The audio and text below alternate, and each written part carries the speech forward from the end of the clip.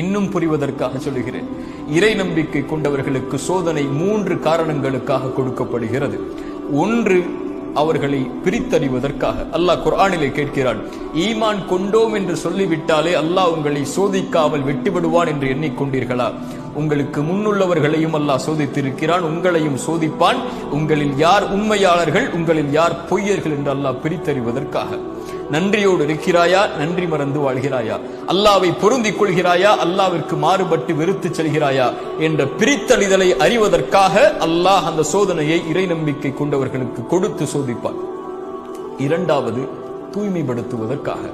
பாவங்களிலிருந்து அவர்களை தூய்மைப்படுத்தி அல்லாவின் பக்கம் நெருக்கமாக்கி பாவம் இல்லாதவராக மாற்றி அல்லாவிடத்தில் அவரை நெருங்குவதற்குரிய வழிகளுக்காக அல்லாஹ் சோதனைகளை கொடுப்பான். அல்லாஹுடைய தூதர் ஸல்லல்லாஹு அலைஹி வஸல்லம் சொன்னார்கள், இறை நம்பிக்கை கொண்டவனுக்கு அல்லாஹ் வாழ்வாதாரத்தை தடுக்கிறான் என்றால் அவன் செய்யக்கூடிய பாவங்களின் காரணமாகத்தான் என்று. அல்லாஹு அக்பர்.